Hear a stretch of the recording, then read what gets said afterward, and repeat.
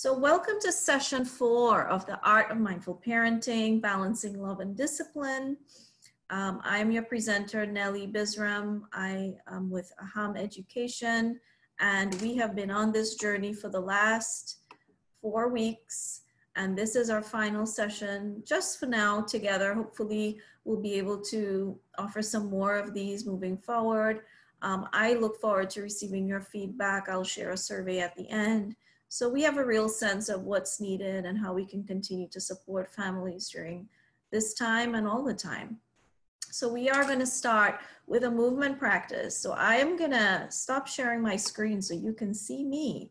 And hi, Lori, nice to see you. So what I invite you to do is just to stand wherever you are. And we're going to incorporate some movement, and I'm going to do my best for you to see me. And here we go. So we're going to start off by just standing still with our feet about hip width distance apart. And standing is something we do all the time. And so the invitation here is to really just notice how the body feels to be standing. And maybe if you've been sitting a lot during a work day, being on a lot of calls and video Zoom calls and meetings online, it just feels nice to be in a standing position. And just allow your attention to go to your feet, feeling the soles of your feet, inside of shoes or touching the floor, feeling the weight of the body as it stands, and just allowing your attention to travel up your legs, softening the knees, and just being aware of the posture, maybe the distribution of weight evenly on both feet, both legs. Breathing and checking in with your posture. Just noticing, maybe adjusting as needed. And as the awareness comes up to the torso and the back and shoulders and arms, just lift your shoulders up gently, breathe in. And as you exhale, allow your shoulders to drop just down and slightly back, maybe turning your palms to face forward. And just notice how that feels. And just aware of the head and neck and face. And just scanning your body from head to toe, noticing if there are places where there's some extra tension or effort that might not be necessary. Perhaps it's just the residue of the day, and without trying to fix or change anything, just being aware of what the body is holding right now. And now becoming aware of the breath. So wherever you feel your breath the most, maybe it's in the chest today, maybe feeling it at the tip of the nose, just allowing your breath to be natural. And then once you find your breath, once there is a sense of the physical sensation of the breath, then really intentionally then allowing the breath to enter the belly and maybe letting the belly expand on the in-breath like a balloon and then contract on the out-breath. Taking a few breaths this way. Inhaling soft, exhaling belly.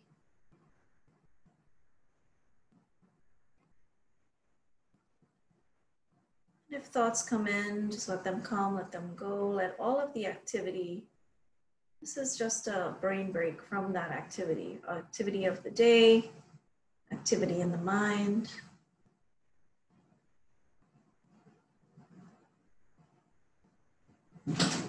Now on the next in-breath, allowing your arms to just float up over your head in whatever way that is comfortable. So remembering to take care of yourself. So just let your arms extend from your hips, feeling that extension from your hips all the way through your fingertips. And just noticing how your arms feel. And then the next time you breathe out, just let your arms come right back down to your sides, being really curious about the sensations here. Inhaling again. And this time just kind of swaying as you exhale to your right. Noticing how that feels, being safe, taking care of yourself. Inhaling, coming back up, extending. If you'd like to, maybe even going up on your tippy toes. And then exhaling back on your heels and then leaning into the left side and noticing how that feels. So the intention here is just to notice, not to fix anything, just to be with the body. Inhaling back up to the middle. Exhaling, extend both arms like a T on either side, relaxing the shoulders. Breathing into any areas where there's some intensity of sensation, maybe there's some tension, maybe even a little bit of discomfort, and just being a neutral observer of what's here without trying to make the body different, just noticing how the body responds. And then whenever you're ready, really slowly, and on the exhale, lowering your arms and just notice how the sensations shift. So we'll do a final, again, shoulder shrug, my personal favorite. Inhaling, clenching your fists, tightening your arms, and just bringing your arms up to your ears, your shoulders up to your ears and squeezing. And then exhale and sigh as you release. 2 more times, breathing in, holding, squeezing, maybe even wrinkling your face, and then exhaling and releasing. Final shoulder shrug, give this one all you got. So just really squeeze all that tension in the neck and shoulders, and then give a nice loud, deep exhale and sigh as you release. And now taking your seat. And as you take your seat, just allowing your feet to get grounded. So I'll adjust my camera a little. Here we go. So just feeling your feet. Hello, Veronica, nice to see you. And so we're gonna move into just a moment of silence, doing our pause. This is a practice that we've been learning about, which is pausing in transitions. So we're just gonna take a moment to pause. And you can do this with your eyes closed, or you can keep your eyes open and just gaze downward. Feeling your feet, feeling the body sitting in whatever surface that you're on. Becoming aware of this breath wherever it's landing for you, wherever you feel it the most. And just noticing the full length of the inhale and the exhale. And just for this moment, nothing to do, nothing to be, nothing to achieve, nowhere to go. Just being here with this breath. Allowing it to be as it is.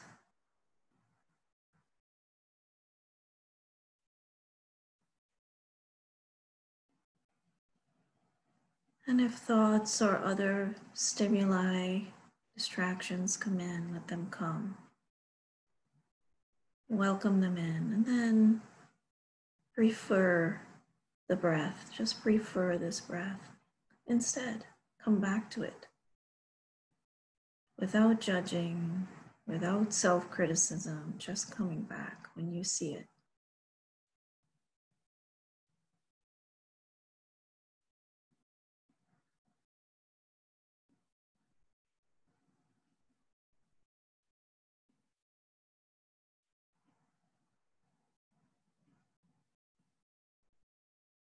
And continuing to rest in this breath.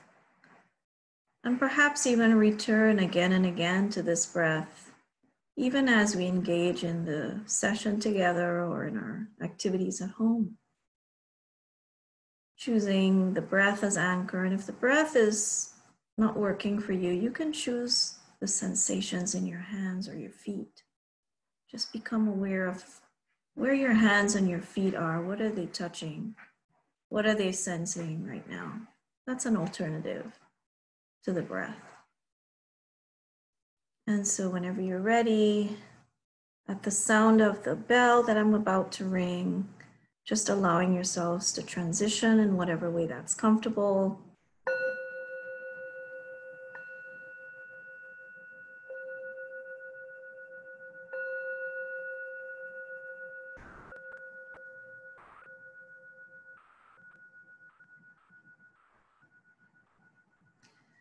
And welcome again. Fluttering your eyes open if they were closed.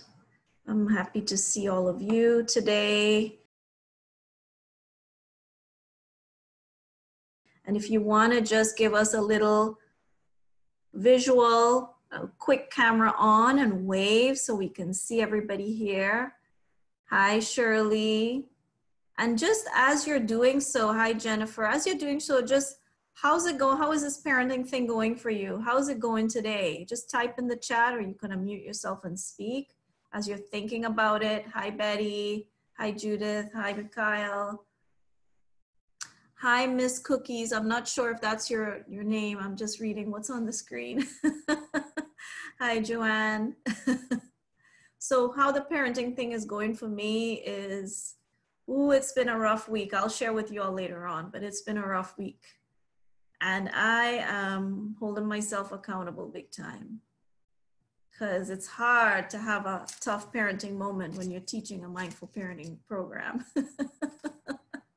So I'll share with you later on. So Shirley says it's going. He finally sat down so I can do this meeting. And if he comes in, that's okay too, Shirley. He might actually be your accountability partner if he hears what's going on. Rough week for me, interim report, homework, meeting with teachers, OMG, yes. That sounds like a lot of dittos can go after that. Thank you, Mikhail. Anybody else wants to offer their voice to share? It's always nice to hear voices in addition to reading from the chat.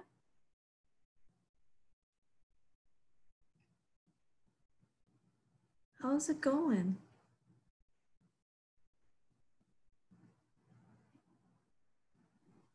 It's been a tough week. And then I'm in Broward, so a 12-hour long school board meeting to not really get any answers on the school situation. So yeah, we're just trying to get through to figure out when the next new normal will be. Yeah. Yeah, I mean, just give a thumbs up if that's true for you. Just when is it going to be normal again? Right? You could either just give me a real thumbs up, or if your camera's off, you could just use the reactions icon. Yeah, a lot of that, right? There's a lot of that to go around. So, you know, part of what this is and what we've been learning, you know, I come back to this image of the laundry needing to get done. There's work, the computer, to-do list, and then there's a child that needs attention, right? Or a family.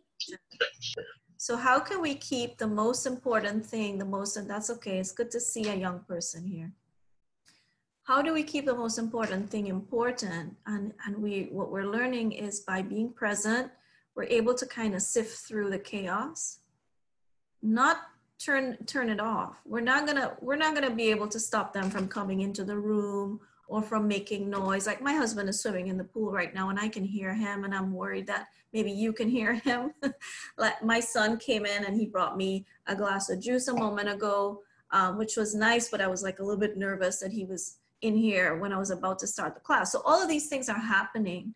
And so there is always a reminder to just be present, right? That's the essence of what mindful parenting is. So for the benefit of those, and for those of us who weren't here, those who were here in the previous sessions and who weren't, I'm gonna do a quick recap. And then while I'm doing the recap, those of you that had the benefit to attend either of the previous 3 sessions, if you could, and for those of you that are watching the recording, just think about what are some of the practices you've been trying to implement, and how has it been going? Because I'd like to hear a little report back on anything that you remembered or didn't remember, and what was the impact of that. So we talked in session 1 and we practiced mindfulness, and we brought it down to these 3 elements. It's about who am I and how am I being in the present moment, the intention. The attention is how am I focusing my mind and heart resources? What am I paying attention to, and how am I paying attention? Am I focusing? Am I opening my awareness? Am I distracted? Okay, am I trying to multitask? Am I doing one thing at a time? And what is the attitude, right? What attitude is here? Is there openness, curiosity, non-judgment, gratitude, or is there like this kind of closed feeling? So whatever is here, we said that mindfulness is just the awareness that arises when we pay attention with intention and this attitude of non-judgment and curiosity and openness. What do we become aware of? And we kind of went through a lot of examples that showed that it doesn't mean that we're always calm and at ease. And that was a relief for some people, right? Because it isn't about that. It's about the awareness, and then about what we choose to do once we become aware. And then we looked at this amazing poem, which is by Khalil Gibran. Again, if you're seeing this for the first time, I mean, like, print it out. You just Google it and print it out and put it up somewhere, because it's so beautiful. And it really captures the essence of a mindful parent. This idea that they come through us, but not from us, right? And then the 5 elements of a mindful parent, which we're wrapping up today, the aspect of conscious discipline is spacious presence, unconditional love, model by example, imperfection. Actually, today it's the balance of unconditional love and discipline. And then we looked at some strategies for dealing with stress, right? Because we are multitaskers, right? We have a lot going on. A lot of you shared just where you are today and how we can deal with that right now. So right now, if you're having a stressful moment, just kind of stop in your tracks, take a few breaths with a little bit of compassion for yourself. Name and observe what you're experiencing. Oh, I feel overwhelmed. I feel uncertain. I feel like I don't have it together. I feel sad, whatever. I feel kind of happy it's the end of the day. And then you wait and then proceed with kindness whenever you're ready. So when you feel like you're kind of coming off of the stress, like you're de-escalating, you no longer have those fight or flight symptoms, then working to take an action that's coming from a place of love and kindness. And then last week we practiced nonviolent communication. I think a lot of you enjoyed this because we got down to a concrete strategy that we could use in any interaction where there is some kind of miscommunication happening, or we're feeling like our needs are not met, or even just the way that we communicate in general. We can follow this. We don't have to wait for a situation to be there. We could just cultivate this way of communicating, and it's a combination of it's a combination of a genuine self-connection and awareness, honest self-expression, and empathetic listening. So you see the little diagram kind of captures those 3. And then we use this method where we communicate observations, feelings, needs, and requests. So when I saw you walking in with the glass of juice, I felt a little bit anxious because of my need for order and for certainty, right? Because you interrupted that when you walked in with the glass of juice when my class was about to start. Can you knock on the door next time? Right? So that would be an example of how you use, and we did a few examples. And we also said this little image down here with the 3 young people on the bench. How can our child awaken us? Like when they're having a struggle that's triggering us, usually if we're triggered, it's an indication that some awakening can happen. So how can we flip the script in that situation and discover what is the awakening that can happen now for me and or for my child? Where's the learning edge? Where's the growth going to come from?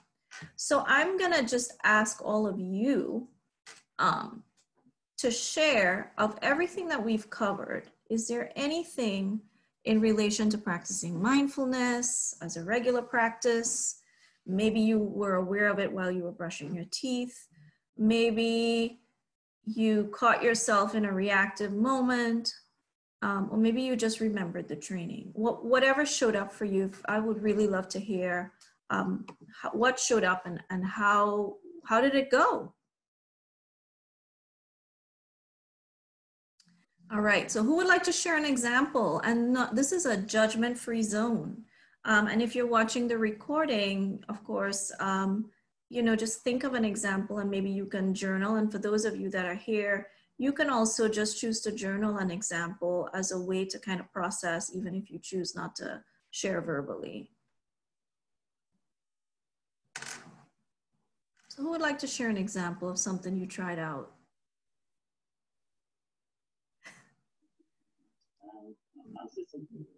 Go ahead, Rose. I'm not sure if it's gonna be in that contest, but no, it's gonna be just fine. like last night, my son was just like acting out, but he took shaving cream and he put it all over his body and was acting up, messing up the whole floor. So usually I will react and start screaming and just going crazy. But my husband was telling me, he's trying to push your button, right? So he's just trying to do something, do it to get on your nerves. So I take a deep breath, I keep my cool, and then in turn make it funny for him, and just reverse it. And then finally he just took the towel and wiped it off, and and everything was okay. But lately he's been doing that, just to get me upset. Yeah. So it sounds like you gave him some positive attention instead of negative attention, because negative attention is better than no attention at all, right? Yeah, it looks like he was looking for attention. Yes. Yeah, and so all you did was you took care of yourself first, which is what we're learning in this class. You took care of yourself, you took a few deep breaths, you got your own emotions under wraps, and then you were able to respond to the situation. And guess what? All of a sudden, by calming down yourself, there was another option available. Oh, I don't have to deal with this in a reactive, upset, whatever I would have usually done. There's a new way, there's another way. I can actually use humor. And it diffused the situation, it sounds like, because he got what he needed. So in that moment, he just needed your presence. Isn't that amazing? Yes. And I'm not saying that this is going to be true in every situation. As we'll explore today, there are going to be some situations where some consequences are needed. And I'm sure, that if there were in that situation, you would have dealt with it. But really, once we kind of self-regulate and be present, the point is that a whole new range of options open up for us to do things differently and to engage in a different way. And we're not locked into the patterns of behavior that we used to. So thank you so much for being brave to share that example, Rose. You're welcome. Thank you. Thank you. Any other examples? And they could be examples that didn't go well. That's fine too. I can share one. So on the first session, there's that video or the picture of the mom hugging the kid and the whole pile of laundry. And my thought when I see that is, but it's still all got to get done. Like, that's lovely to give your kids time, but you still have to get it done. So what I realized was I can't give them time with all of that stuff to do. So I've started doing individual walks with the kids to just walk away from it all. No technology. We just walk at whatever speed and pace and talk, and it's that intentional time with them. And sometimes we talk shenanigans, but sometimes it's resulted in some deeper conversations. It's been really nice. So while I can't ignore it, I can walk away from it. So I kind of did my own twist on that picture. And Jennifer, I encourage you to kind of explore, and maybe you've seen this already, when you do give them that quality time in that walk, you can say, you know, there's a lot of laundry to be done. There's this to be done. Like sometimes what I do with my boys, they're teens, instead of telling them what to do, like maybe they're not old enough to help.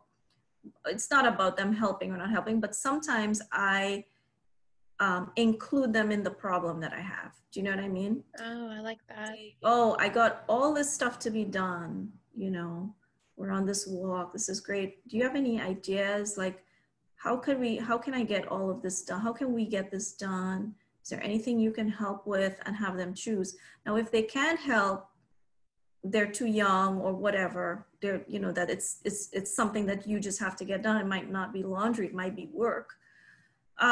You can ask for their permission, you know, because you're spending this quality time. You can say, you know what, I have a deadline and I need to finish something for my boss, and I'm going to need about an hour, but I need to focus, and to focus, here's what I need. So it's kind of going back to that nonviolent communication where you ask for what you need, but you're asking for it in a way where you need something from them. You're letting them know that they're part of the solution.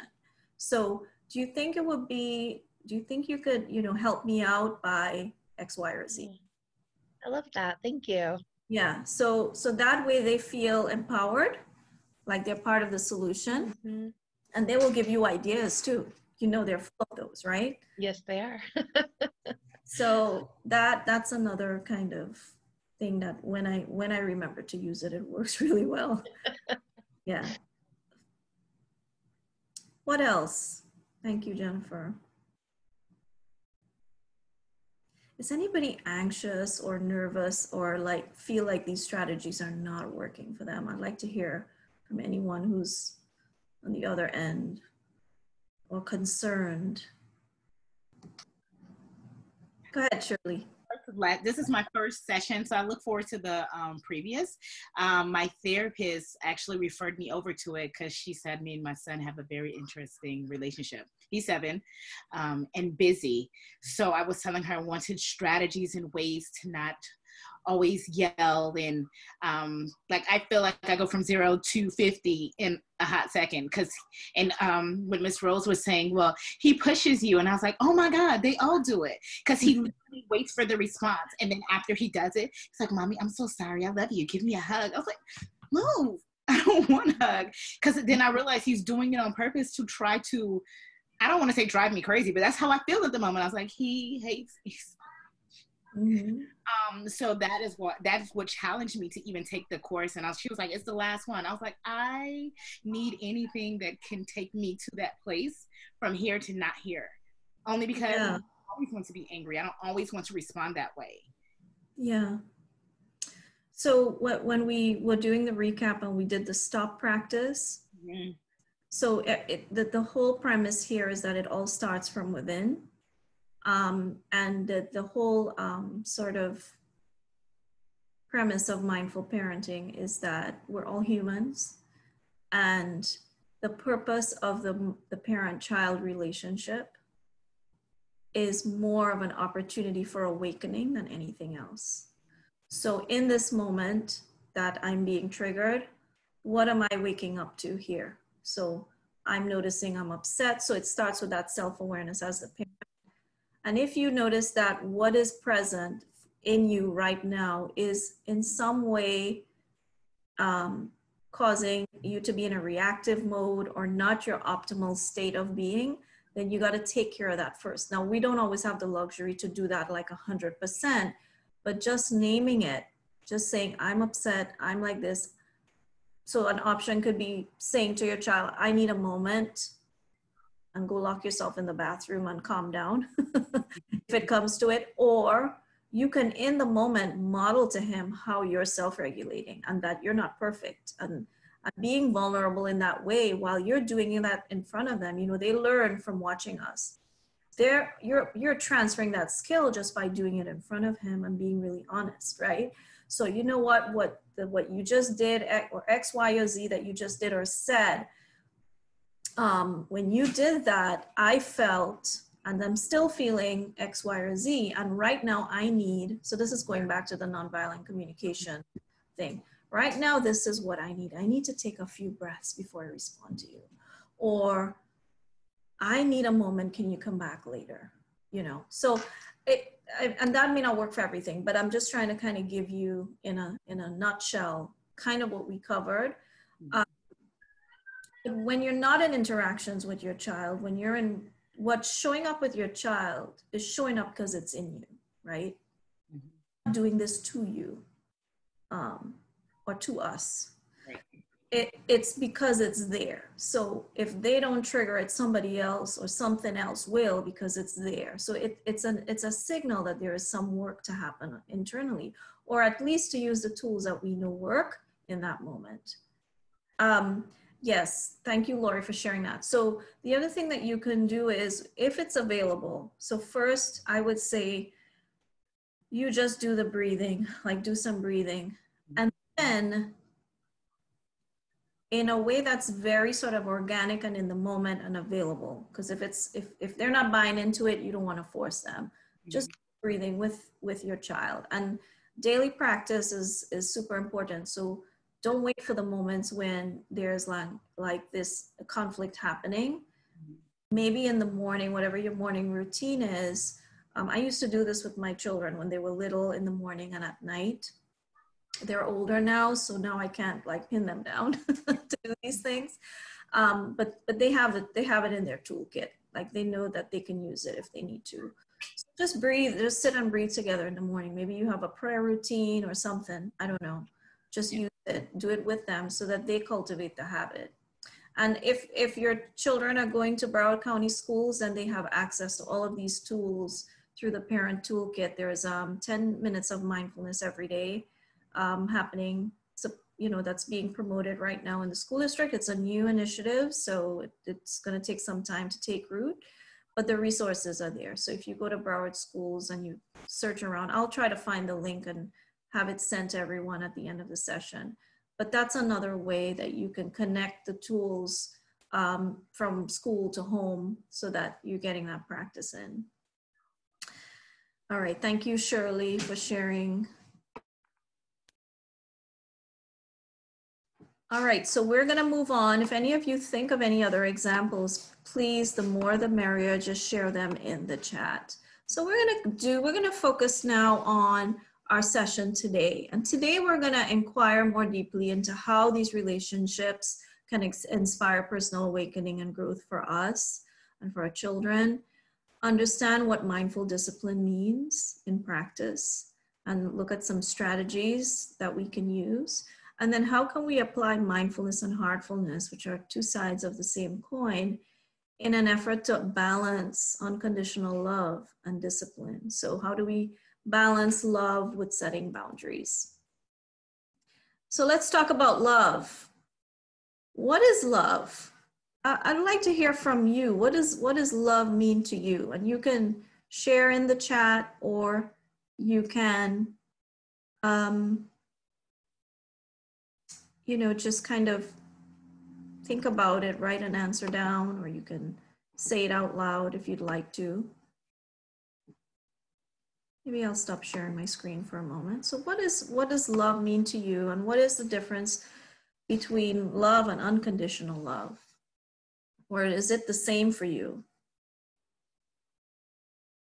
It's a big word, hard to define. I think one of the things I've noticed when I do sessions is sometimes a lot of students feel that they can only get attention or affection or love from their parents if they're doing well. So they won't talk to them about the things that go bad, and they hold all that stuff in. And then some parents sometimes are so angry with the kids that they can't be loving towards them because the kids have been so bad. You know what I mean? but the kids walk away feeling resentful and empty, and the parents sometimes don't understand how that dynamic keeps almost cycling. Mm-hmm. Talking to parents about unconditional love when they're really upset with their kids, it's a process, because you need to have the parent vent, breathe, identify why they're so mad, and then stop thinking of or start looking at different ways of perceiving their kids' behavior. Like earlier Rose was talking about, how can I make this positive? Mm-hmm. But sometimes in the heat of the moment, I think some parents struggle with that. Mm-hmm. Which is part of our human side. But for kids, I think the message they get is, I only get love if I'm good. Yeah. And if they are struggling or something does happen to them, they start self-blaming sometimes. Yeah. Yeah. So yeah, you made a good point. There's a difference between love and unconditional love. And listen, it's not just hard for parents who have kids that have frequent misbehavior. It's hard for all of us. I mean, think about a time when you know you love them, but you're just not feeling it right now, right? Because whatever is in front of you is just so hard to digest, right? And so, but we know that we do love them on some level. It's just, we don't always have the fuzzy feelings, right? Like when they're sleeping at night, or when they're like tiny babies, how cute they are, right? And as they grow up and some of these behaviors start coming out, just, it's hard to show that love. And you said something about working through the emotions. I mean, that's kind of what we covered in the second session, right? Like in that moment when you're not feeling the love, how can you deal with the emotions that you feel? How can you work through that? And so mindfulness can really help us transition from what I'm feeling in this moment to remind us of the human being that's in front of us, and to get back to that place of loving them no matter what, right? Because that's what unconditional love is. So Judith said love is forgiveness, patience, commitment. Yes. Mikhail says it's a feeling of admiration, appreciation, awareness of certain things about someone else. Respecting one another, listening without distraction, togetherness, patience, allowing another person to be who they are. Yes, beautiful. And there's a huge difference, yes, between the two. Being unselfish and non-judgmental. Unconditional love is directly related to a form of forgiveness, yes. With our kids, will always be repeated. It's a form of altruism that needs constant replenishing, that is not always available, but we still tolerate, right? So yes, you all have, you've actually gotten to what I was trying to say, which is the love that we're talking about. If we refer to the 4 types that are, in the Greek language, eros, philia, storge, and agape, we're talking about maybe a combination of storge and agape. Storge is that, parent-child family love. And agape is that pure, unconditional love that is given without looking for something in return. That includes forgiveness. And that is unfettered and unconditioned by anything at all. So no matter what, I love you. That's what it is. Is there such a thing as too much love, or love out of balance? What do you think? I think that when you're doing for somebody what they can do for themselves, that's too much love. I mean, my son has called me. Pause you there. Can I pause you? Oh, yes. I'm not seeing who's speaking. What's your name? Lori. Lori. Can you repeat what you said in the beginning? Sure. I got to think for a second. Okay. When you do for someone, can you right. Okay. When you do for someone what they can do for themselves, that's taking away from them. That's taking away their integrity, possibly some of their self-esteem. So, yes. I'm an over lover, and my son, who's 27 and of course not living home at this point, he's the one that taught me that I don't have to buy things for him to show him my love. And I'm just, that's me. That's who I am. I like to buy things for people that I care about. But my son has taught me that I don't have to give him or buy him anything. Just be who I am. He knows, he said, I know that you love me. I'm an over lover. Yeah. And then if you invest, so here's another opportunity for awakening, right? Like you can do a whole thing, like a whole just investigation, a self-inquiry for yourself about what that's about for you. Just him sharing that with you and you discovering that that's something that you do, and just maybe asking yourself, well, why is it that I give in this way? You know, what is that coming from? Where is the, what is it that I need to wake up to in this situation? I'm working on that right now. Yeah. Yeah, because it's definitely something there. And I'm allowing myself to be open and to become aware and to learn the lesson that's needed here. Yes. Fulfilling. Thank you, Judith. Yes. So, so there is such a thing as too much love, not the unconditional kind, but the kind that is really because we're missing something in ourselves or overcompensating, or to use, you know, you said it so beautifully. That's why I had you repeat it. Oh, thank you. And it's when even we do for others something that they can do for themselves, that's love. Right. It's even that a lot. Yeah, go ahead. It could even be smothering. Yeah. And it's 100%. There's something missing in me. There's something going on in me that causes me to over love.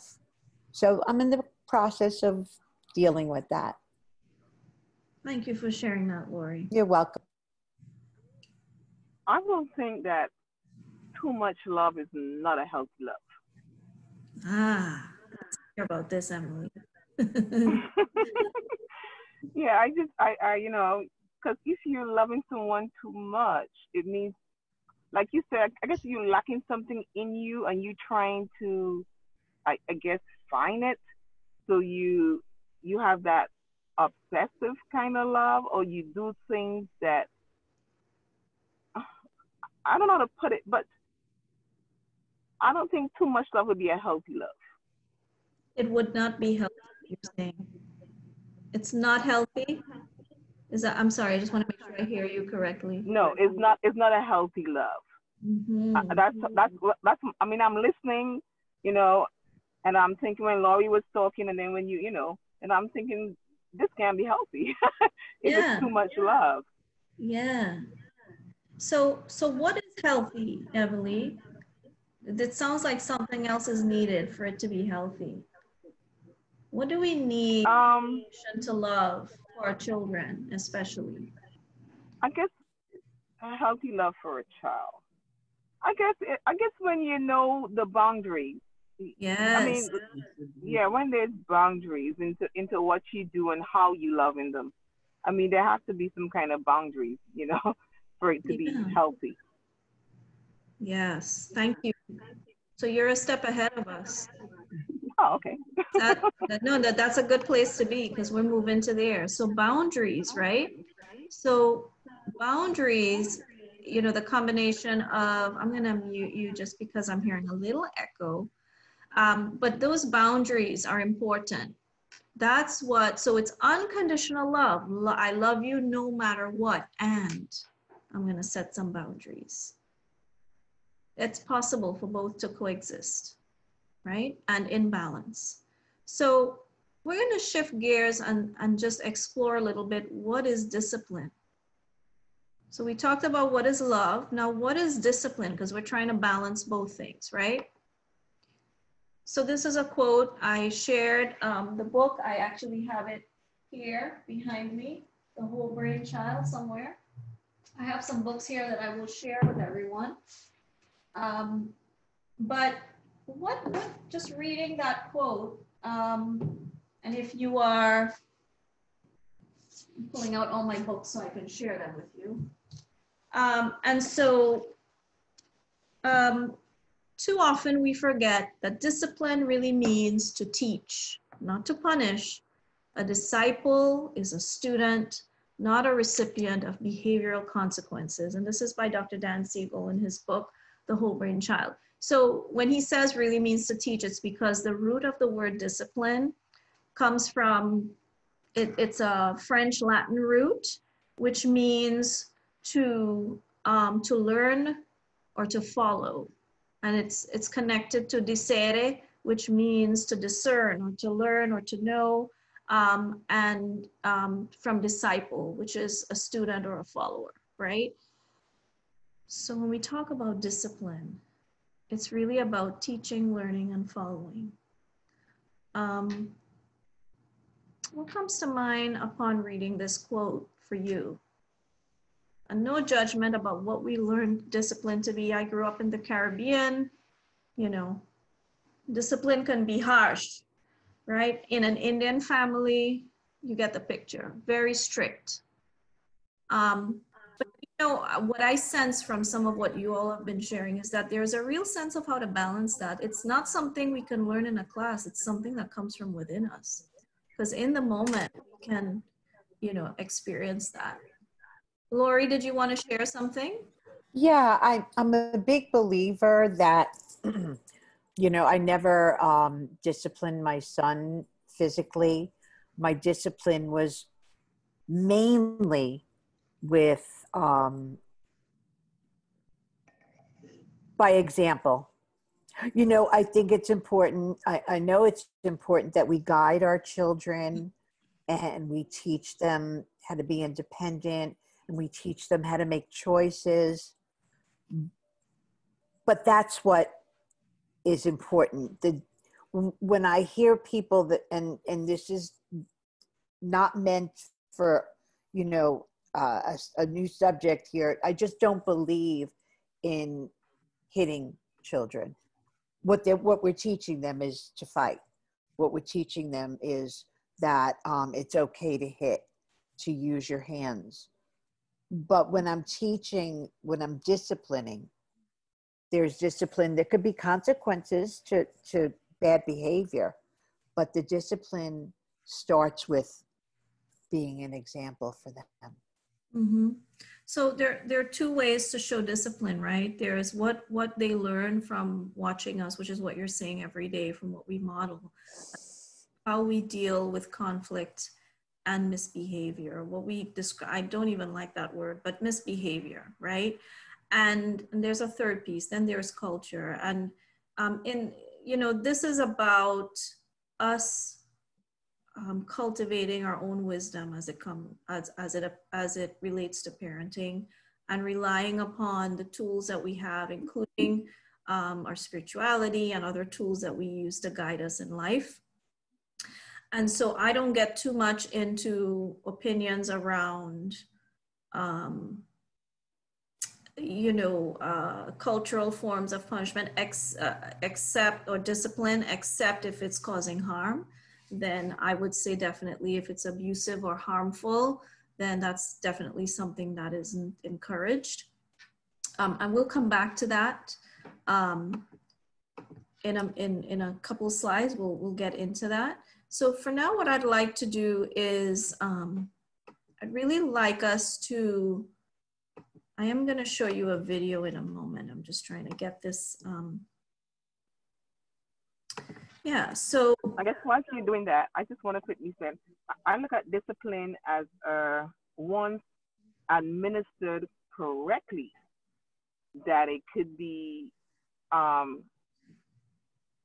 mean, the child may not look at it as an act of love, but with discipline, if once administered correctly, it could be an act of love, because if I don't discipline you, it means I don't really care about what you do. You know, that's how I see when it comes to a child. yes. And in order to give them that guidance, they must be disciplined.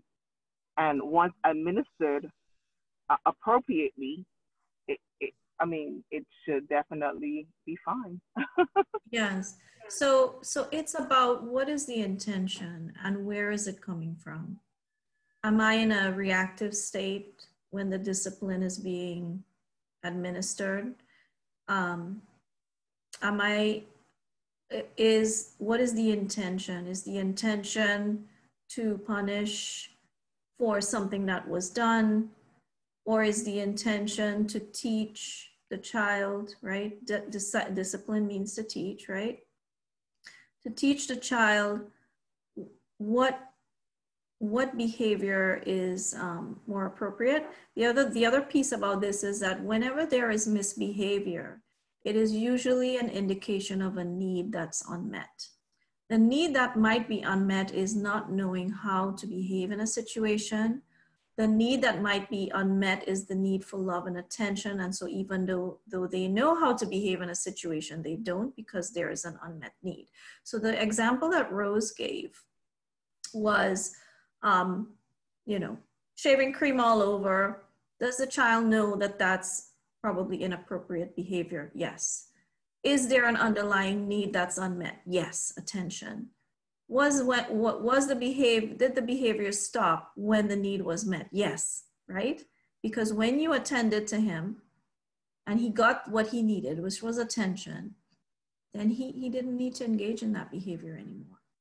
So similarly, this is about what is the need underlying the behavior?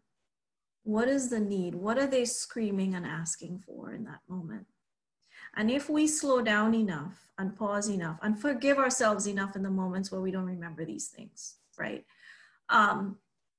What is the need? And it's usually need for love and attention, but there are other needs. And so last week when I shared the nonviolent communication resources, in a moment, I'll share the link to that website.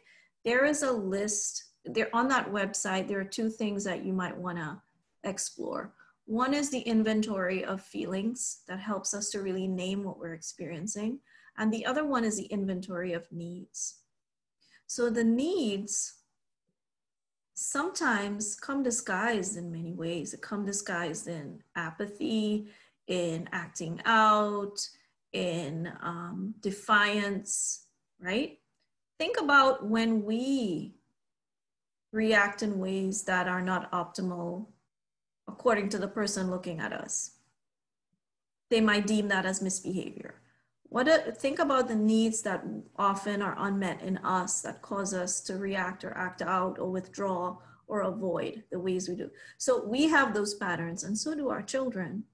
And so when there is misbehavior, it is an opportunity for us to guide them to look deeper into what is it that I need so they meet the need, instead of us putting a Band-Aid on the behavior because of how it should, of what is appropriate. Because what is appropriate, that's important. And what's also important is that they learn how to meet their needs with our help. Because if they learn to meet their needs, and if they learn how to ask for what they need if they can't meet those needs themselves, then it helps us to help them, be their true selves and to be whole human beings, whole and complete human beings. Does that make sense? Is that resonating with us? But it takes practice, to even just ask ourselves, what's the need behind this behavior right now? And this is very, if you are working in the youth development or in the education field, I'm not saying anything that you haven't heard before, right? The thing is, when it comes to our own children, we forget a lot of this stuff, myself included. So just kind of ruminate on that a little bit. I am going to share, I invite you to think about a scenario. Well, we've shared a scenario already, which Rose generously gave us, of what happens when we address the need behind the behavior.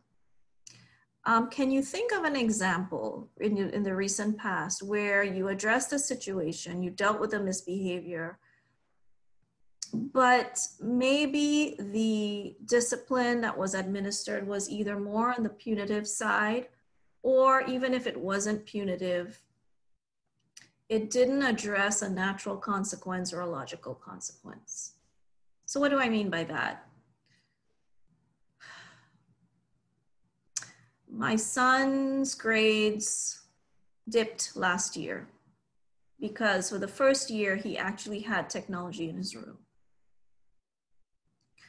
So one logical consequence was to take it away, right? Which I did, but that didn't really work because it wasn't the only thing that he needed.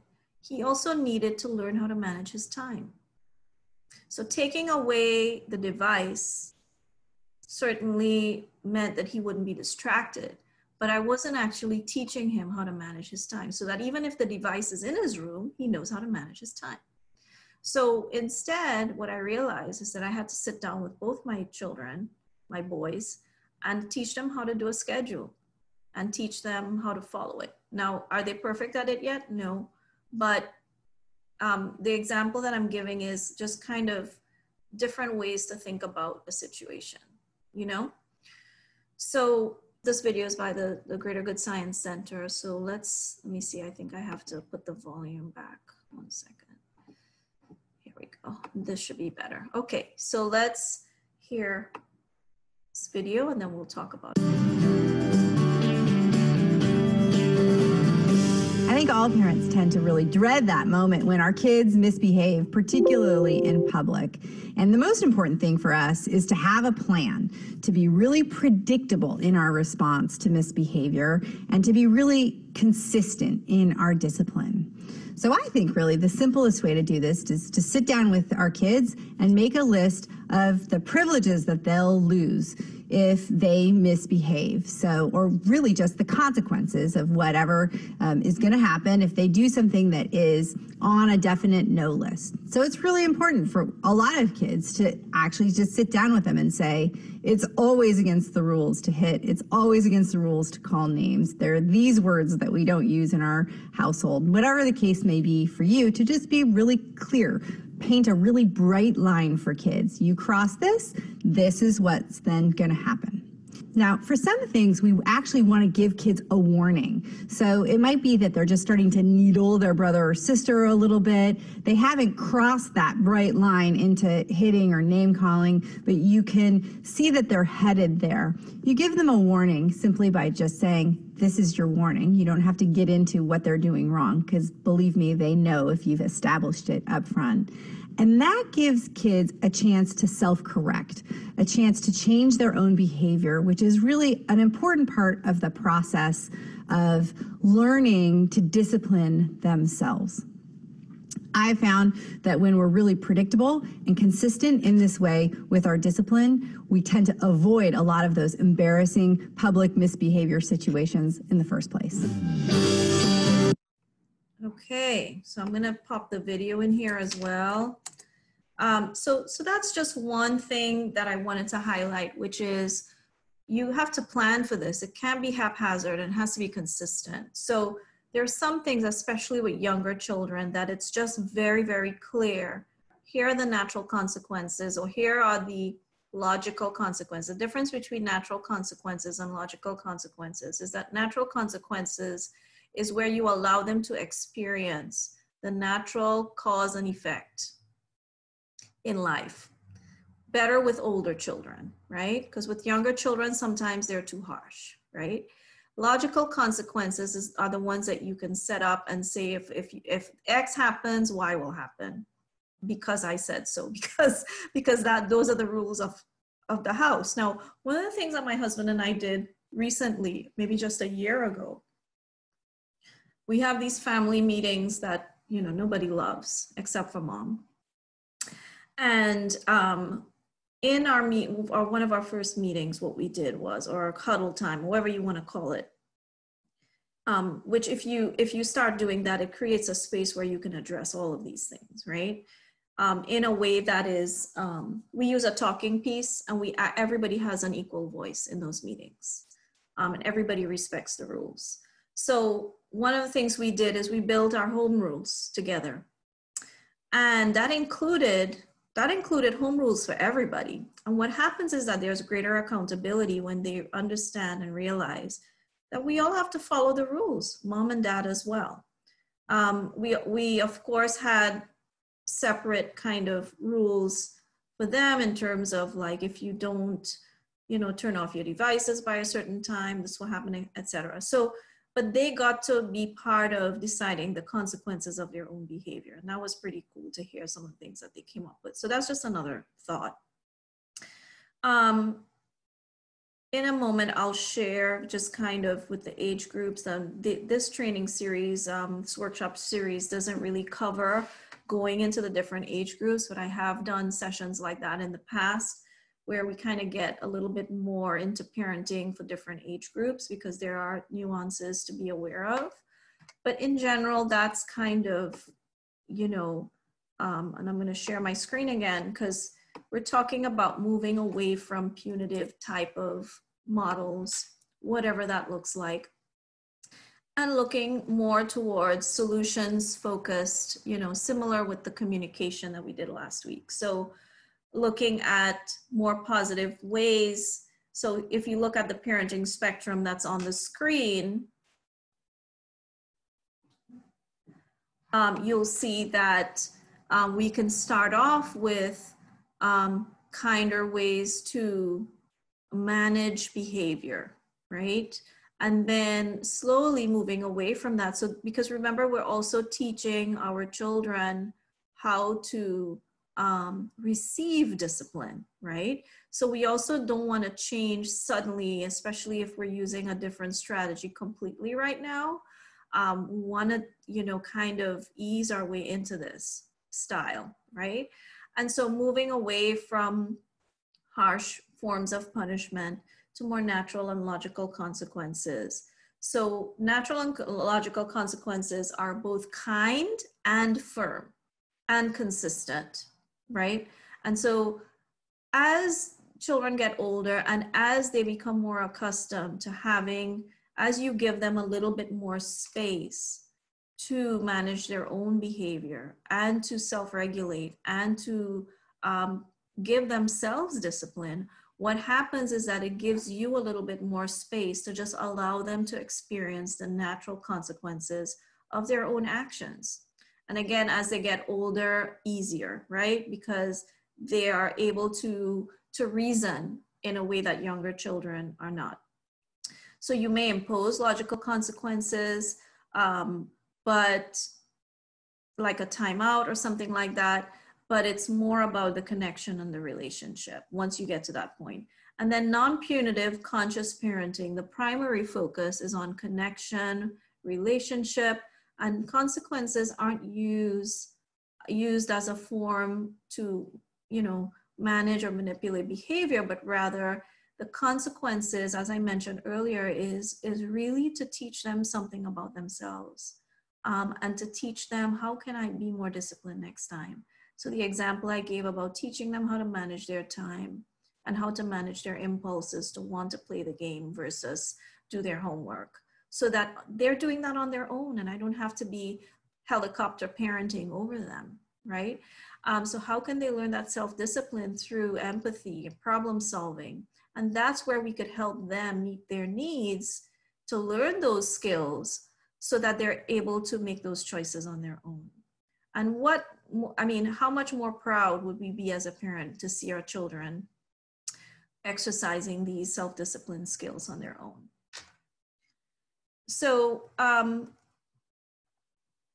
anything coming up for you in relation to that? I'd just like to hear from folks that anything at all that's in reaction to what I've shared so far. And you might not agree with everything here. So the invitation is just an invitation to try this out and to see what happens. For me, you mentioned that that they be the one to, I guess, to decide what their consequences is for the action. Mm-hmm. I'm a foster parent for teenagers only.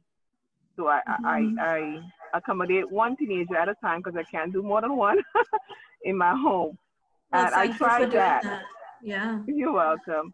I tried where they get to pick the consequence, and they never seem to get one that's going to equate to their action. So it never works out for me. Yeah, well, no, so you're not giving them free range to pick. You're just including, you're having a collaborative conversation. So you know, you invite their suggestions, and then, and if you feel like, let's say, give me an example of a misbehavior and a consequence. Can you give me something concrete? An example? Like slamming the bedroom door. I hate when they're angry and they slam the bedroom door. Okay, and what's the consequence like they would come up for with that? Oh, I don't, well, Well, give me like an example of something that you think is inadequate consequence that they might come up with. Oh, they might find, okay, don't watch TV for a day. Okay, so then when they say that, you say, thank you for that suggestion. And do you really think that's commensurate with, you know, slamming the door? You know, really think, and ask them if they think that that's fair. How would you feel if I slammed the door on you? Do you think me not watching TV for one night is a good, you know? So that might be, and then, so, you know, and again, this practice. So it might be that, you know, you have to kind of walk it back a little bit and say, well, I appreciate that. How about we do this instead? And you kind of talk through it with them for something that you think is more appropriate. Now, you know, the other thing is that not watching TV for one night, 2 nights a week, that might persuade them to not slam the door. But what is the need behind the behavior of slamming the door? What is it that they need to learn? What is it that you really want them to learn? To be respectful, to control their emotions, to manage their emotions. So maybe part of the solution is when you get upset, instead of slamming the door, what else could you do? You know what I mean? So building that into your conversation with them. Because taking away the TV might, you know, it's like a negative reinforcement, but it doesn't actually teach them how to manage their emotions. So if they're in a life situation where nobody's taking the TV away from them, they're still gonna slam the door. You know what I mean?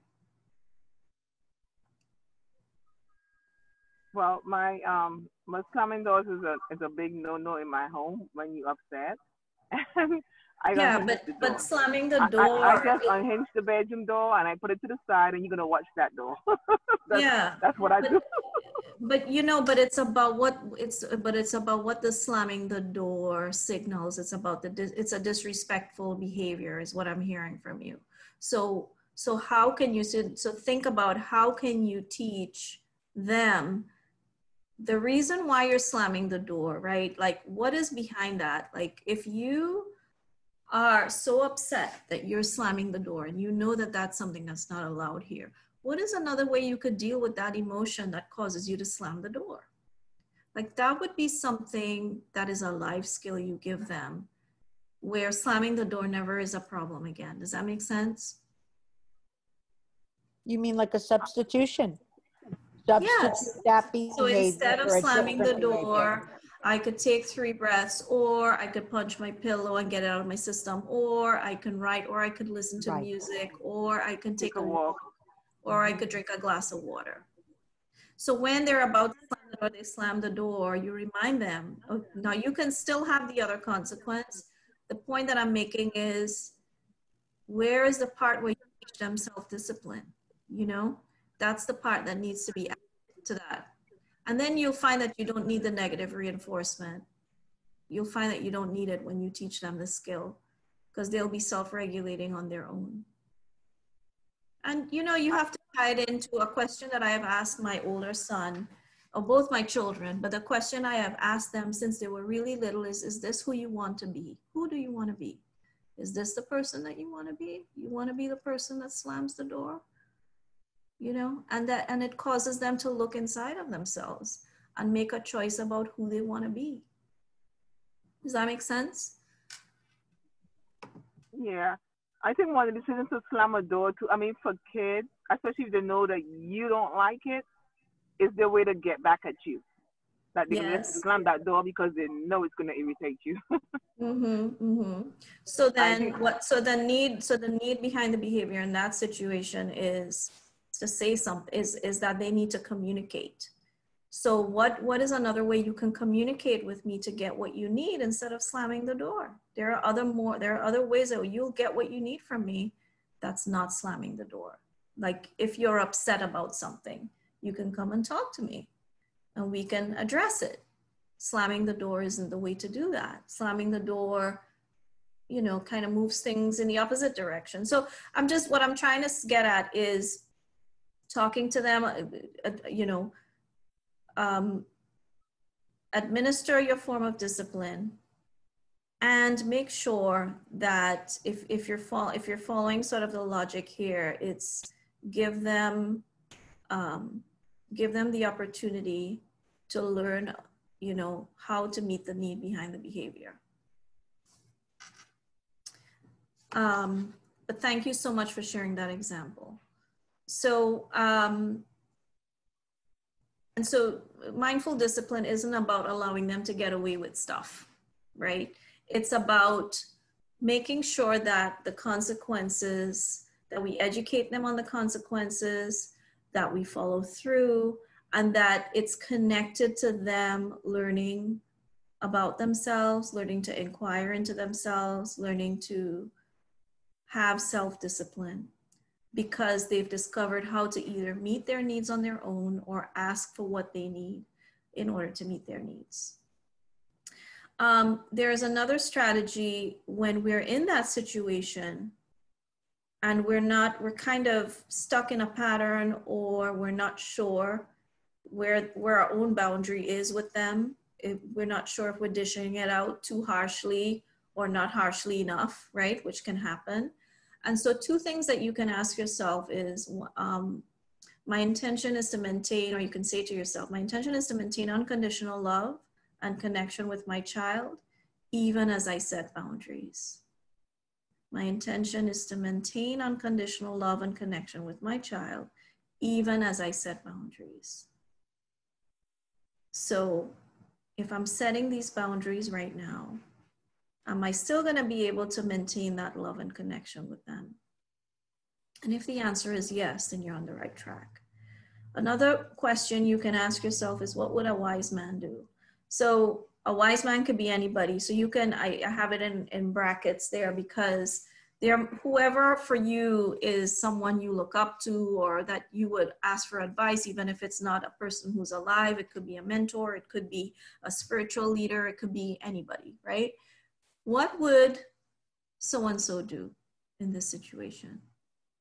It's amazing how we know the answers if we just stop and think, right? So these are some self-talk strategies that you can use. I mentioned that, you know, in terms of consequences, there are some age-appropriate pieces. I won't go into detail, but these are just some tips. So if from ages 0 to 5, because of their developmental phases, you want to teach them through play, and preferably no corporal or harsh punishment, because it really impacts them in a negative way, psychologically, right?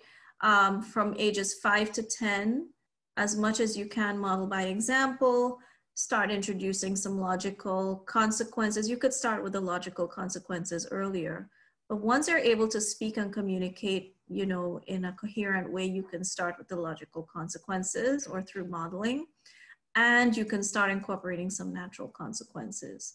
So in other words, if I let go of this glass, it's gonna fall and break on the floor. So instead of grabbing the glass from them in a safe environment, just let them drop it and see what happens, and then okay. And then ages 11 to 16, explain, because they are now able to reason. So you can now explain to them before the age of, I would say before the age 9, because between 9 and 11, they're transitioning, they're developing reason, they start asking questions in a different way. So before age 9, I wouldn't give too many explanations. I would just tell them what the rules are. and then show them teach them the rules and the consequence, and then follow through. After age 10, you can really begin to explain things to them. We over-explain to young children when they're developmentally not able to kind of follow the line of reasoning. They will follow what we say and do, but they're not really following the line of reasoning before a certain age, because their brains aren't developed in that way yet. And then after 16, really, you treat them as friend, you guide at the side, and you just allow them to experience life's natural consequences.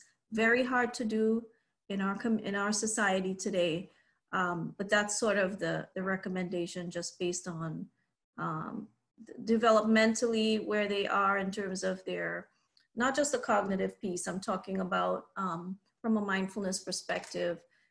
This is kind of some very loose recommendations. Obviously, all children are different. There are different learning and special needs and behavioral needs that come into play, where you have to do use different strategies. So I've said a lot. Thank you, Lori, for that compliment. I don't know that my family would agree with that, but so how are you feeling about all of this information? I actually want to show you a video really quick, and then we'll close with a heartfulness practice. But how is this landing for you? Are you, is there anything, am I disturbing any of your current ideas about parenting, or, and if so, like, we can continue to explore this together offline. I'm happy to, because there's only so much we can cover in this session. But I'd like to really show you a video, and the caveat is that the only way I could find, I have it's a video of a potter's clay, and it's a metaphor that's used, but I typically in a live session have a handout that we read together and do. So I had to find a video, and the only video I could find was one that has, that is from a church, or so there are some spiritual references in there. So try to make everything as non-religious as possible to honor everybody's belief system. So you'll hear some references to God in there, and I just wanted to kind of let you know that that was coming. Not that that's a bad thing, but I just want to honor everybody's belief system or non-belief system. So I'm going to share this video, and I want you to have a look at it, because it really kind of captures the heart of mindful parenting.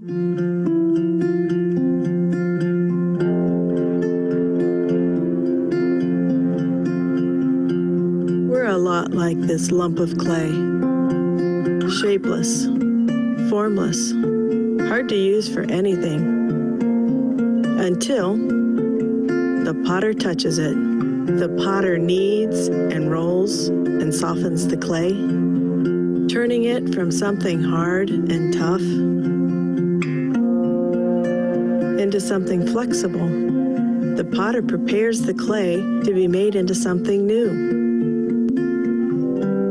And slowly and surely, the clay begins to change. It submits to the potter's hands. It requires some pressure and time and patience and a plan. And the potter has all of those. The clay doesn't talk back or offer criticism. The clay simply yields to the hands of the maker. And by doing that, it becomes something beautiful. The clay is formed with purpose. It's moved, shaped, molded.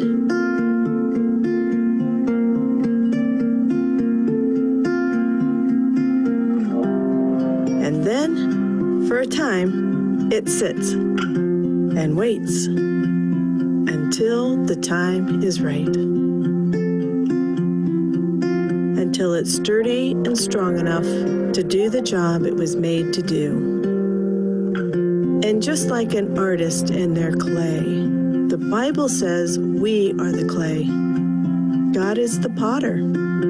We are the work of his hand. God has a plan for us, and it's good.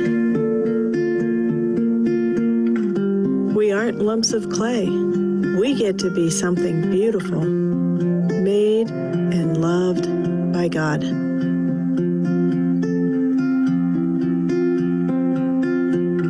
So the idea is that this particular video was obviously looking at the metaphor from a different perspective, but just thinking about if we are the potter and our children are the clay, and we are really able to apply love and discipline in a balanced way, something really beautiful can happen. So they don't belong to us, but they still need us to guide them, right? And so the discipline allows that guidance to happen. So just anything that's showing up for you in reaction to that video.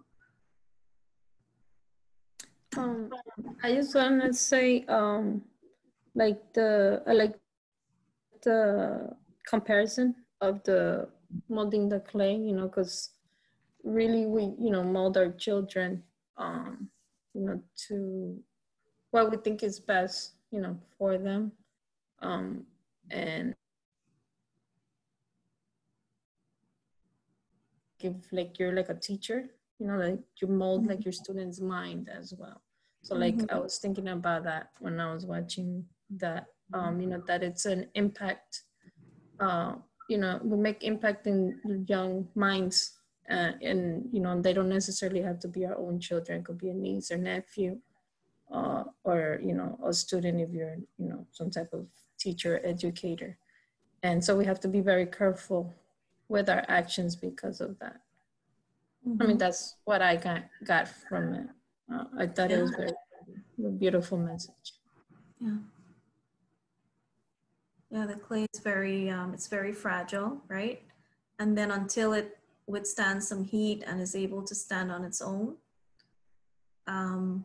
you know, and there comes a time in their life when they're able to stand on their own, and then we can just observe the beauty because we already did the molding. So that's kind of speaking to those of us that have older children that are on their way out to kind of let go when it's time to let go. Because that day will come no matter what age they are, right?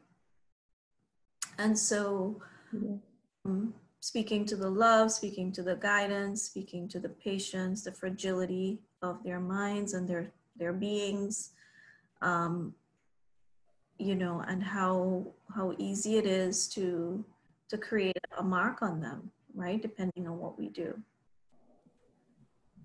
And so I'd like to move into, and so this is sort of like the summary, which I took this from the Center for Parenting Education, which is a great image that really captures mindful parenting as well. It's this balance, you know, of all of these things, of all of the factors that we looked at, you know, greeting imperfection as well. And so I'd like to close with, so here are the 7 steps of a mindful parent, which I can pop in the chat. If you like, you can take a picture of it on the screen. But I would like to share this in the chat so that you have it. And I can share a handout maybe as a follow-up email with some of these, with the videos and the tips. And so practice mindfulness every day. So, you know, in the previous sessions, we said that daily practice is what's really going to help you to remember all of this, like brushing your teeth every day. So every day practice for 2 to 3 minutes the way we did. We're going to do a loving kindness practice in a moment, which you can also build into your daily practice. Use the stop practice when you're triggered.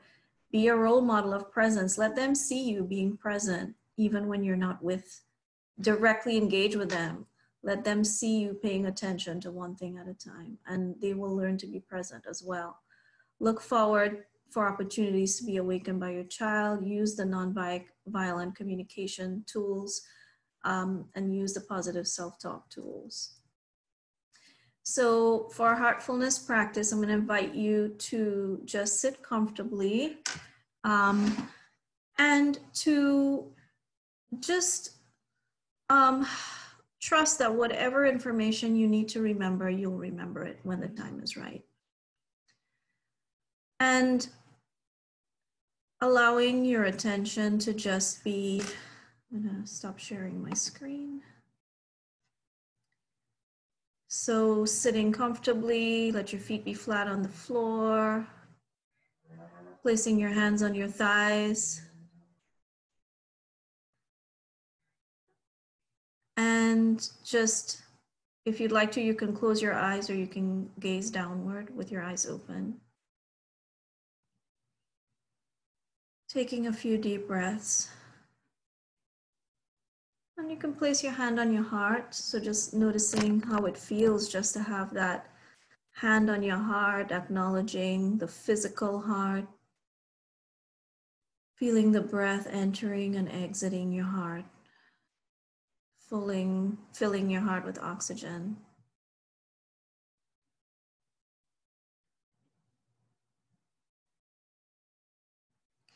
Adjusting the touch even of your hands so that it's like a nice, tender, gentle, loving touch. Feeling of gratitude for the heart that keeps the body alive. And now becoming aware of the heart center, which is beyond the physical, just the place where we can hold intention and attitude and emotion and love and compassion, friendship. And just bringing to mind a situation that you've been in that was a happy moment with your child or with your family, and just feeling the emotions, the feelings, the attitudes that were present. Maybe there was a sense of joy and freedom, boundless love, just bliss and contentment, a sense of safety and ease. And as you bring this image to mind, just seeing all of the details as if it's happening right now. And then just sending these words, these well wishes to yourself, to your loved ones,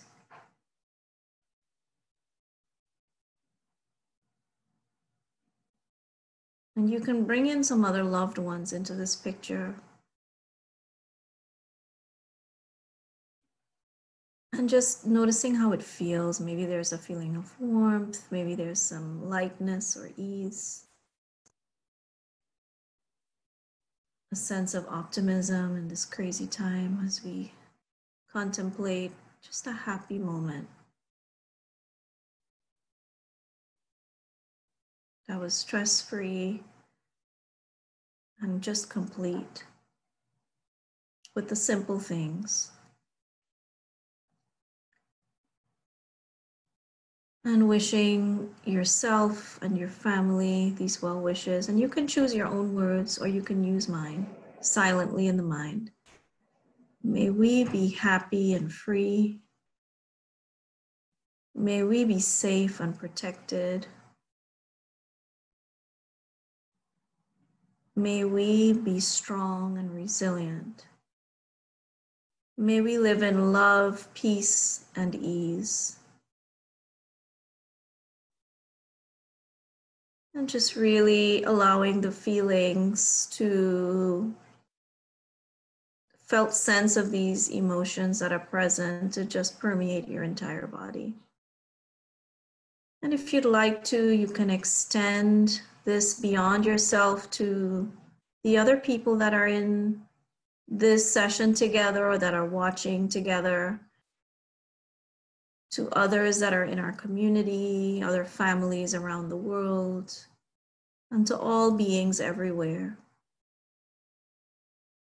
And then sending these wishes using my words or your own. May all beings be happy and free. May all beings be safe and protected. May all beings be strong and resilient.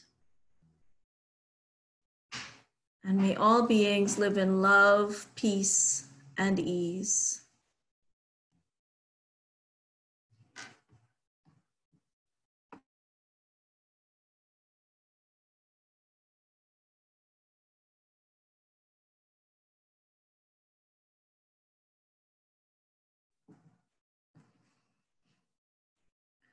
And then just allowing now your mental image of whatever's here just to fade. Just entering the heart space a little and seeing what's here. Maybe there's maybe just a sensation that might be present, and setting an intention for yourself, having come to the close of this 4-part series, of what simple step you might continue to take to be a mindful family, an awakened family, a mindful parent, whatever your intentions are around that. Just taking a few baby steps and bringing in self-compassion for yourself when you make a mistake, knowing that that is part of being a mindful parent, is making mistakes, being vulnerable, and just being present for each other, and continuing this lifelong journey of getting to know ourselves and to guiding our children to getting to know their true selves.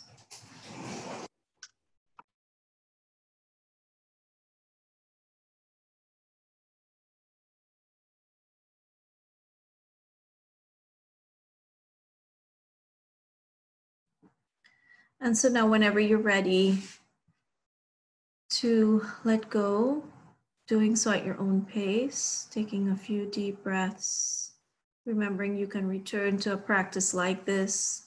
You can modify it in whatever way you'd like to, as long as there's the intention, the attention, and the attitude present. And so this is a way to live with loving kindness. You know, so we start with love and we end with love. And so I'd really like to thank all of you for, you know, just being here and for taking the time out of your busy, you know, this is a really busy time. And I really want to encourage you to keep practicing. There's a survey that I'm posting. I really hope you complete it, because then that will determine a lot of whether these types of sessions continue, and for your feedback. And if we could just close with, I'd like to take like a group picture, if that's okay, with whoever wants to be on the screen. And it's okay if you have like, you know, having a bad hair day or whatever is going on. This I will not share. We'll just share it with the group. I won't share it publicly. And just saying goodbye. So, and maybe on your way out, just sharing one thing that, you know, what's your commitment? What's your commitment? Your small commitment for your family or for whoever you're serving. And you can say it, you can unmute yourself and say it, or you can type it in the chat. Thank you so much. I really enjoyed the class. I missed the first class, but I learned a lot. I remember when I was, when my son was younger, I used to watch The Nanny a lot, but it's completely different when you're a parent, and it's not easy. And I'm dealing with a lot of issues. So I'm taking this session helped me a lot to help me try to take a deep breath and think before I react, because sometimes, you know, I'm from the Caribbean, and we don't, you know, you don't mess with elders. No. And the way things are, kids are going these days, and then, you know, with COVID-19, it makes it even worse. Yeah. So I'm dealing with a few things, with him, being online, not, kind of not on task with his school, and then, thinking he's home and, he's in the internet. So I'm dealing with a lot. So I'm learning to try to reward him and try to be patient and try to not use a physical force. I used to try to spank, but then it get to a point where he act like, like I was just playing with him. So I realized that it's not good. So I'm trying a different tactics, a different method, and I have to be patient. So slowly but surely it's working. So thank you very much.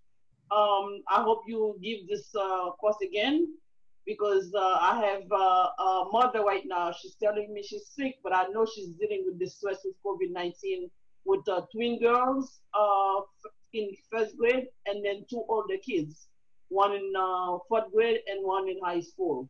So I know it's the stress being at home with COVID. So if you can repeat that, I will pass it on, and that would be very appreciated. Thank you so much from the bottom of my heart.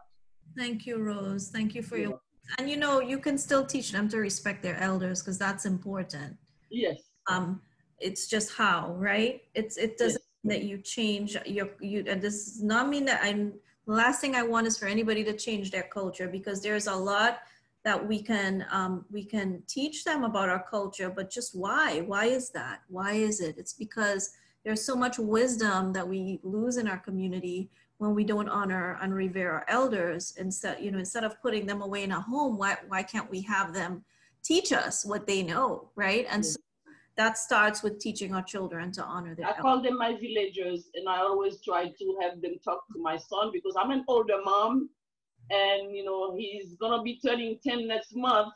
So and all my siblings, they are up north. I'm the only one here, so I always try to have like the oldest generation talk to him and explain to him, and so he can have respect, and not taking me for his older sister or something like that. Yeah, definitely. Yeah. Thank you for that, Rose. Go ahead, Lori. Neely, what is it again that you do on Saturday on Facebook? So I have if you're on Facebook, if you just friend me or follow me, at 9 a.m. on Saturday mornings, I do a free Facebook Live. Well, it's Facebook Live for everybody. And I usually talk about what's on my mind, and then we go right into a practice. It's 30 minutes, more or less, the whole thing. So we'll do just random mindfulness practices. And usually they're practices that anybody can do, even if you don't typically practice mindfulness, because I guide through it. And then we have a little, you can comment, and if you want to ask a question, if you want to give feedback, I try to make it as interactive as I can. So it's my way to practice as a student, like everybody else, because all the other opportunities that I have to do that, I'm sitting in front of the room as a teacher. So so it's actually good for me in that Saturday session when you show up, because that's my community practice. Okay. To do it in person. So if you show up, you're showing up for me. Yeah, I could do that. Absolutely. Thank you. And thank you for the comments in the chat. So thank you, Shirley, planning on working on being present and having a good attitude. Yes.